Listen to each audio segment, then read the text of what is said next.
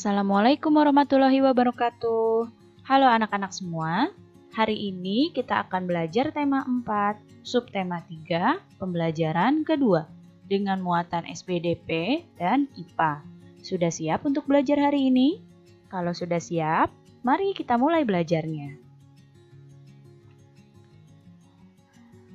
Udin gemar membaca. Udin memiliki banyak buku cerita rakyat. Ada cerita Lutung Kasarung, Bawang Merah dan Bawang Putih, Keong Mas, dan masih banyak lagi cerita rakyat lainnya. Udin jadi mengetahui beberapa cerita rakyat dari berbagai daerah.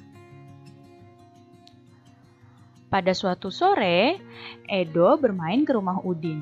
Edo bermaksud meminjam satu buku cerita berjudul Kancil dan Siput.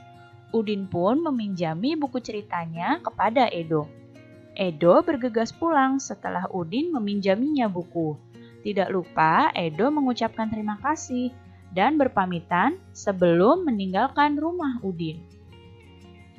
Bisa kita lihat di sini, sikap baik Udin yang dapat kita teladani adalah mau meminjami buku cerita miliknya pada teman. Tandanya Udin tidak pelit terhadap temannya. Dan sikap baik Edo yang dapat kita teladani adalah meminta izin terlebih dahulu sebelum meminjam barang temannya. Seperti yang kamu ketahui, kalau kita mengambil barang teman tanpa izin, tandanya mencuri. Jadi di sini Edo sudah bagus meminta izin pada Udin untuk meminjam bukunya. Dan juga Edo tidak lupa mengucapkan terima kasih kepada Udin. Tahukah kamu apa itu cerita bergambar? Cerita bergambar adalah perpaduan gambar dan teks dalam sebuah cerita. Jadi, dalam cerita bergambar terdapat teks dan gambarnya. Apa fungsinya gambar dalam cerita bergambar?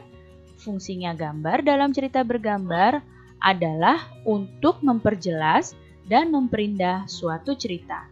Satu gambar hanya menceritakan salah satu adegan atau bagian sebuah cerita. Jadi dengan adanya gambar dapat memperjelas dan memperindah cerita yang ada. Lalu bagaimana tahapan pembuatan cerita bergambar? Pertama-tama untuk membuat cerita bergambar, tahapannya kamu harus terlebih dahulu membuat cerita untuk cergam tersebut. Nah, jadi harus ada ceritanya terlebih dahulu. Di sini, untuk membuat ceritanya, pertama tentukan dulu ide cerita yang akan dibuat. Jadi, ide ceritanya mau tentang apa yang akan dibuat untuk cergam. Nah, setelah dapat ide ceritanya, kemudian tentukan tokoh-tokoh yang nantinya akan ada dalam cerita yang kamu buat. Jadi, tentukan dulu tokoh-tokoh dalam cerita tersebut yang akan kamu buat. Setelah itu, kamu buat alur cerita sederhana. Jadi, kamu buat jalan ceritanya seperti apa dalam cerita yang akan kamu buat untuk cergam. Nah, setelah ceritanya jadi, kamu buat gambar untuk cergam tersebut.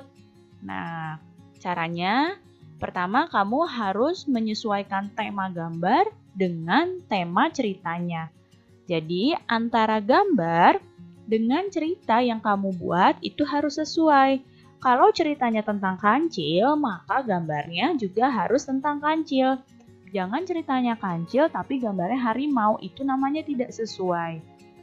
Jadi harus sesuai ya, antara gambar dengan tema dengan ceritanya. Kalau ceritanya tentang di hutan, maka gambarnya juga harus di hutan, harus sesuai. Nah, setelah kamu menentukan gambarnya, kamu buat sketsa gambarnya dengan menggunakan pensil, kemudian kamu warnai agar cergamnya semakin indah. Nah, berikut adalah contoh cerita bergambar. Bisa kalian lihat di sini ada cerita tentang kancil dan siput. Nah, di sini yang tulisannya ini adalah ceritanya kancil. Dan di sini ada gambarnya. Gambar-gambarnya ini adalah gambar yang merupakan adegan dari yang ada di cerita ini. Ya, jadi gambarnya di sini sesuai dengan ceritanya. Jadi cergam ini seperti ini ya. Nah, lihat kalian di sini ada kancil. Tahukah kamu, kancil termasuk hewan mamalia? Kancil memiliki jantung yang terdiri atas 4 ruang, yaitu 2 serambi dan 2 bilik. Sekarang, yuk kita ingat kembali tentang sistem peredaran darah hewan. Pada pembelajaran yang lalu, kita sudah membahas ini dan sekarang akan kita ulas kembali supaya kalian ingat kembali.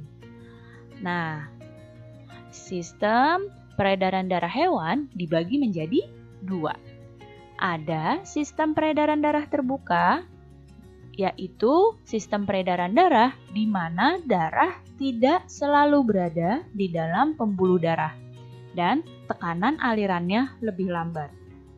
Dan ada sistem peredaran darah tertutup. Sistem peredaran darah tertutup ini, darah selalu berada dalam pembuluh darah dan tekanan aliran darahnya lebih cepat. Jadi pada hewan ada sistem peredaran darah terbuka dan ada sistem peredaran darah tertutup. Sistem peredaran darah terbuka itu ada pada serangga seperti belalang, kemudian jangkrik, kumbang, kupu-kupu, dan berbagai macam serangga. Itu memiliki sistem peredaran darah terbuka. Jadi, darah pada serangga itu disebut sebagai hemolimfa. Hemolimfa ini mengisi seluruh rongga tubuh dan berfungsi mengedarkan zat makanan, namun tidak dapat mengangkut oksigen. Struktur jantung pada serangga juga masih sederhana, sehingga disebutnya sebagai jantung pembuluh. Jadi, hewan yang memiliki sistem peredaran darah terbuka adalah serangga. Kemudian, sistem peredaran darah tertutup. Yang pertama, ada burung dan hewan mamalia. Hewan mamalia ini adalah hewan yang menyusui. Pada burung dan mamalia, ini jantungnya memiliki 4 ruang jantung, yaitu punya 2 serambi dan 2 bilik. Kemudian pada reptilia atau hewan melata, contohnya seperti ular, buaya. Nah, pada hewan reptilia, jantungnya juga memiliki 4 ruang. Namun, di sini sekat antara bilik kiri dan kanan belum sempurna. Bedanya ini ya, kalau burung dan mamalia, antara serambi dan biliknya ini sekatnya sudah sempurna. Kalau pada reptilia, sekat antara bilik kiri dan bilik kanan itu belum sempurna. Kemudian ada amfibi. Ini hewan yang hidup di 2 alam. Contohnya katak. Katak memiliki 3 ruang jantung, yaitu 2 serambi dan 1 bilik. Dan ada ikan. Kalau ikan ini hanya memiliki 2 ruang jantung, yaitu 1 serambi dan 1 bilik. Baik anak-anak, cukup sekian ya penjelasan Ibu kali ini. Mudah-mudahan kalian paham dan mengerti. Terima kasih anak-anak semua. Sampai jumpa lagi. Wassalamualaikum warahmatullahi wabarakatuh.